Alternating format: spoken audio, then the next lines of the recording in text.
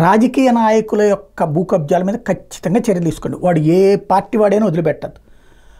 ఆ భూ కబ్జా చేసేటటువంటి వాడు నా దృష్టిలో టెర్రరిస్ట్ కంటే చాలా ప్రమాదకారి. ఎందుకంటే ఒక మధ్యతరగతి, ఒక పేదవాడు కష్టపడి సంపాదించుకున్నటువంటి భూమిని, ఈవెన్ ధనవంతుడైనా సరే ఎంతో కష్టపడితేనే కదా భూమిని సంపాదించుకోగలిగేది.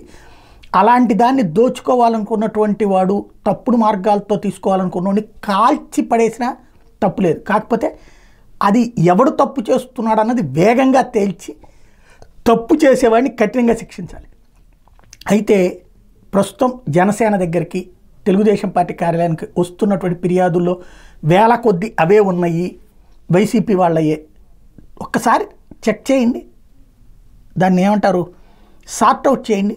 భూ కబ్జాల్లో వైసీపీ వాళ్ళ ఎన్ని ఉన్నాయి, మిగతా ఎన్ని ఉంటాయి. ఇక్కడ ప్రతి ఒక్కడు ఇప్పుడు ఏం చెప్తాడంటే, అవతలతో భూమి లిటిగేషన్ పెట్టుకున్నప్పుడు అది వైసీపీ వాడండి అని చెప్తే అప్పుడు ప్రభుత్వం ఇన్వాల్వ్ అవుతుందేమో అని ఫీల్ అవుతారు. కాబట్టి మనం ప్రతిదానికి తిమ్మిని బమ్మిని చేసేసుకోవద్దు. మీడియా సంయమనంతో ఉండాలా, ప్రభుత్వం కూడా సంయమనం ఉండాలి. ఎందుకంటే రేపు పొద్దున ఇవాళ బాగానే ఉంది, తీసేసుకున్నాం.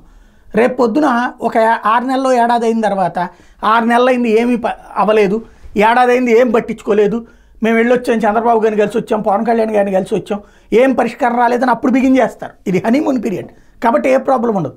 నేను చెప్పేది ఏంటంటే, సివిల్ ఇష్యూ అయితే కనుక ఇది మేము కాదు కోర్టులోనే తేల్చుకోండి ఇప్పుడే చెప్పేస్తే బాగుపడతారు. లేదు ఆడేదో పార్టీ వాడి పేరు చెప్పాడు కదా అని చెప్పేసి మనం కనుక ఇన్వాల్వ్ అయిపోయి చెప్తే ఖచ్చితంగా మైనస్ అవుతుంది. ఇది నెంబర్ 1 గుర్తుపెట్టుకోవాలి. రెండోది, హయ్యెస్ట్ వస్తున్నటువంటిది ఆర్థిక సాయాలు చేయమని, ఉద్యోగాలు ఇప్పించమని చెప్పి, లేకపోతే కనుక ఏదన్నా ఉపాధి అవకాశాలు ఇప్పించమని, ఇల్లు కట్టించమని. అవన్నీ చేస్తారా చేయరా?